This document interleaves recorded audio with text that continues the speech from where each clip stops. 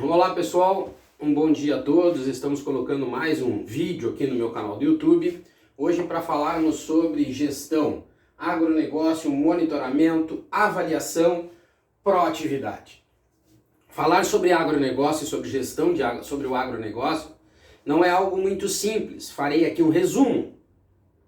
Nós devemos ter um entendimento maior, nós precisamos ter tempo, devemos ter uma atenção maior com todas as operações dentro do setor, otimizar elas e fazer, a partir dos indicadores atuais, uma análise para que nós possamos desenhar esse agronegócio melhor e oferecer a ele condições mais fáceis de serem absorvidas para que ele possa se desenvolver e fazer com que todos, de uma certa forma, tenham bons resultados, né? Setor primário, secundário, aqueles que trabalham direta e indiretamente, enfim, agronegócio é isso. Agronegócio é gestão, agronegócio é macro. Por isso que nós temos que ter estudo, nós precisamos ter entendimento, extrair ao máximo o que o agronegócio pode fazer, não é extrair o que a soja e o milho, mas sim o que o agronegócio pode fazer, o feijão, o trigo. Quando nós tivermos na capacidade máxima de tudo, aí nós podemos dizer que o agronegócio brasileiro ele está desenvolvido e aí nós precisamos desenvolver técnicas e situações diferentes para que seja absorvido resultados acima daquele máximo conseguido. Nós precisamos ter custos controlados, né? O maior resultado possível. E um dos exemplos que eu dou, infelizmente do Brasil, que se diz o país do agro, né? Os pequenos e médios produtores têm dificuldade em fazer análise de solo. Hoje o governo, né, ou os governos, vamos dizer assim, deveriam, a partir dessa afirmação de dizer que o Brasil é o país do agro, fomentar, orientar, assistir, acompanhar todos, fazer com que todos se desenvolvam, pequenos, médios, assim como os grandes, né? E isso tem que ter um subsídio do governo. Nós precisamos investir corretamente no solo, para tirar dele solo a maior produtividade possível, seja ela de grãos, seja ela de pasto, para que nós possamos ter um melhor e maior ganho de proteína com menor custo. Nós precisamos de maior produtividade por hectare, maior produção, nós precisamos de produtos padronizados e com qualidade, nós precisamos focar no melhor preço sim, consequentemente nós precisamos do melhor e do maior resultado possível para todas as culturas e produções do agronegócio.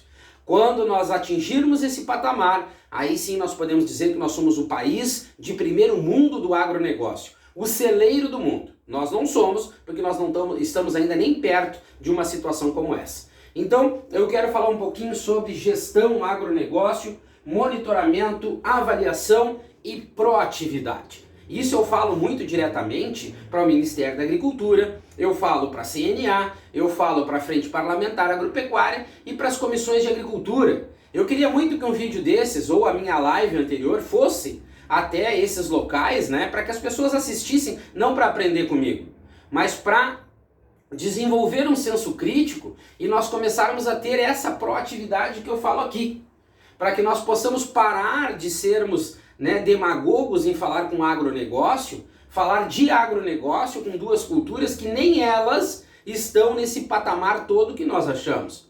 Nós temos que ser coerentes e precisamos ser realistas. O agronegócio brasileiro só vai se desenvolver no momento que nós formos realistas e tivermos a visão macro e o entendimento de como funciona o agro como um todo. Aí sim, nós vamos começar a partir de uma humildade, sentar na mesa para entender que nós não somos aquilo que nós achamos que somos. E dessa forma, a partir desse senso crítico apurado, nós vamos conseguir fazer com que todos se desenvolvam. Não é um movimento fácil. Hoje não é a curto prazo, porque nós viemos deixando o tempo passar e nós não viemos tendo essa visão e essa apuração de resultados para entender que nós somos ainda mal desenvolvidos em determinadas culturas. Até nas grandes culturas hoje nós precisamos e temos condições de crescer ainda muito mais. Então eu separei o agronegócio como um todo, o produtor rural e os mercados dentro e fora das porteiras. Então, uma coisa que nós precisamos entender é que o governo federal, seja ele qual for, ele precisa trabalhar a partir da importância do agronegócio para a economia do Brasil como um observador. Ele tem que ser observador. Sim, ele tem que ser um observador porque a partir de uma gestão do agronegócio bem desenvolvida, e aí eu falo para vocês, né, que vão assistir essa live, Ministério da Agricultura tem que estar preocupado 300% com gestão. A Frente Parlamentar Agropecuária tem que estar 300% preocupada com agro, com gestão. As comissões de agricultura, 300% também. Eu acho injusto hoje esses políticos que se elegeram em 2018, dizendo que eram representantes do agronegócio, estarem de braços cruzados esperando que o produtor rural implore a atenção deles. Eu, como consultor de agronegócio, eu saio à frente dos problemas, buscando entender qual é o máximo e o limite que nós podemos chegar dentro de determinada cultura. Esses políticos que se elegeram hoje não deveriam estar esperando um convite do agronegócio para entregar nas suas mãos, né, nas mãos deles, políticos, situações negativas ou propostas para que eles levem isso à frente. Se eles são representantes do agro, eles deveriam estar à frente dos produtores rurais. Eles deveriam estar analisando o agro e já eles, a partir de uma visão e de um senso crítico, serem os representantes e apresentarem, aí sim, juntamente com o produtor rural, juntamente com o setor primário, propostas e visões para que os problemas sejam resolvidos. Hoje eu vejo produtores rurais procurando os políticos para entregar, né, propostas e pautas. Eu acho isso injusto, porque esses políticos foram eleitos como representantes do agro. Logo, o que eu vou falar resumidamente aqui, eles já deveriam ter em mente para resolver os problemas. Eu acho que você, produtor rural, deve de pensar muito em outubro. Saia à frente do tempo. Qual foi a proatividade que o seu representante do agro teve em termos das situações que eu vou apresentar aqui? Certo? Fica aqui uma observação. Agronegócio, diversificação. Agronegócio é tudo. É o todo, é o máximo que a gente pode produzir e extrair de determinada cultura, de determinada região. Então, o agronegócio, ele deveria ser o agronegócio dos pequenos, dos médios e dos grandes. No Brasil, hoje, parece que a política, quando a gente fala em agronegócio, ela é desenvolvida 100% para os grandes. Pequenos e médios acabam ficando em quarto, quinto, sexto plano. Nós temos a minha visão de agronegócio como consultor, ela vai do milho, da soja. Botei de primeiro porque os entendedores hoje de agronegócio só sabem falar de milho e soja. Mas é o milho, é a soja, é o arroz, é o trigo, é o feijão, é a agricultura familiar, é a bovinocultura, seja de corte ou de leite, a suinocultura, a ovinocultura, o sorgo. Nós precisamos ter um agronegócio que venha a partir de um princípio de avaliações de resultados. A partir dos resultados de todas as culturas, eu, como gestor de agronegócio, preciso criar indicadores e metas para custos e metas para resultado. Não pode ser diferente. A gente precisa definir, né, essas visões de metas, de resultados e de indicadores para que nós possamos ter uma real visão sobre o quanto eu devo de investir. Isso é uma matemática financeira. Nós precisamos hoje, como produtores rurais, também entender de matemática. Nós precisamos entender dessa matemática financeira para que nós tenhamos uma ideia real a partir de uma avaliação de resultados, metas, indicadores, visões de custos e de investimentos. Eu posso ter uma aproximação muito perto da real sobre o que de fato vai me sobrar de margem de lucro. Nós precisamos de acompanhamentos reais, nós precisamos entender a potencialidade do agronegócio. E isso hoje no Brasil não tem.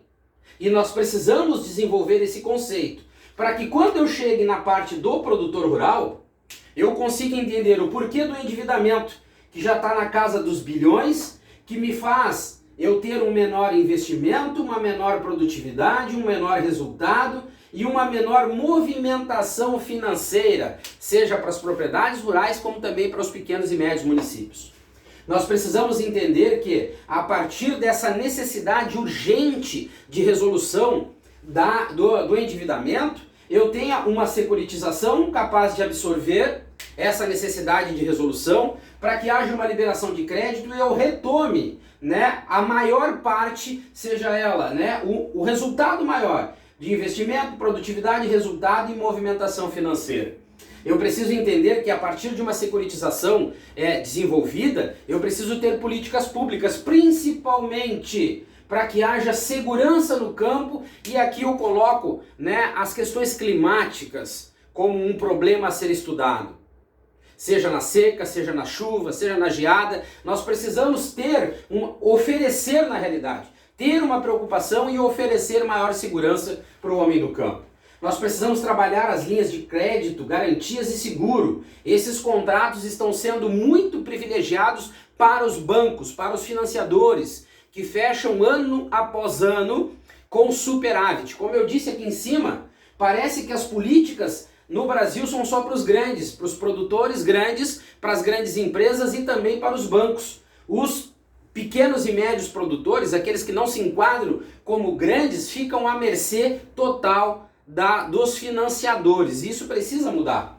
Nós precisamos trabalhar a carga tributária para que haja um fortalecimento, uma maior produtividade, uma produção de qualidade e um produto diferenciado.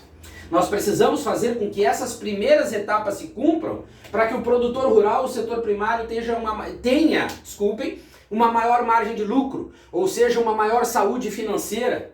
A partir daí nós teremos um melhor resultado real, um melhor resultado financeiro real, um lucro real, de fato, né? Nós vamos ter condições de ter um melhor e um maior investimento no campo. A partir daí, né, essa necessidade urgente, depois de todos esses itens aqui revisados, nós vamos ter condições de reavaliar todos os contratos de importação de alimentos no Brasil, fazendo com que haja um equilíbrio entre o que nós produzimos e aquilo que está sendo importado com tarifa zero, com tributação zero, e aí nós conseguimos desenvolver a cadeia produtiva melhor. Partindo de um princípio de mercado, é muito injusto o que nós temos hoje no Brasil. Como eu disse, lá atrás, para produção e agronegócio, não existe equiparação entre pequenos, médios e grandes. 100% de tudo é para os grandes. Assim como nos mercados, os grandes têm maior e uma melhor condição a nível de Brasil e de exportação para poder comercializar os seus produtos e ter uma garantia financeira que faça com que ele tenha condição ou uma melhor condição de cumprir com as suas obrigações financeiras. Então, quando nós pegamos as fronteiras do Brasil e analisamos o mercado interno, existe uma situação muito injusta. O bloco do Mercosul, se nós analisarmos ele, e eu posso dizer isso porque recentemente nós fizemos uma avaliação de comércio exterior, o Mercosul não funciona, nunca funcionou como deveria funcionar. Hoje o Brasil importa alimentos com tarifa zero, mas por que o produtor rural brasileiro, haja visto a carga tributária na América do Sul, que é infinitamente menor que a do Brasil, por que o produtor rural brasileiro, e eu falo aqui do produtor rural gaúcho, não consegue importar insumos do Mercosul também com tarifa zero? Aqui fica uma questão importante de nós estarmos pensando. Por que nós também não facilitamos essas aquisições para o produtor rural gaúcho e brasileiro, assim como nós importamos alimentos com tarifa zero e quebramos com o nosso produtor rural, que a nossa carga tributária aqui é absurda, é a maior da América do Sul? Por que nós também não abrimos essa possibilidade para que o produtor rural consiga importar insumos também com tarifa zero? Porque esse impacto vai vir sobre as grandes empresas que comercializam e que sustentam o Brasil. É muito simples. O alimento importado com tarifa zero quebra o produtor, que não é a prioridade do Brasil. Agora, importar insumos, implementos com tarifa zero, quebra as grandes empresas que sustentam o Brasil. Essa é a realidade. Mas vamos lá. Mercado interno. Eu tenho uma conta baseada em real e uma margem de lucro definida. Lembrem que nós falamos aqui sobre carga tributária, margem de lucro, né? Se nós tivéssemos um país preocupado com o agronegócio, se houvesse gestão eficiente, nós estaríamos fazendo com que o nosso produtor rural, a partir de uma carga tributária menor e de uma maior margem de lucro, ele conseguisse, mesmo não tendo acesso ao mercado externo, comercializar os seus produtos aqui com uma margem menor, porém com lucratividade. Pelo menos com uma lucratividade, né? Nós temos uma economia no mercado interno hoje fragilizada, com uma capacidade X de absorção, porém com valor financeiro menor. Nós temos características internas que ainda nós não entendemos.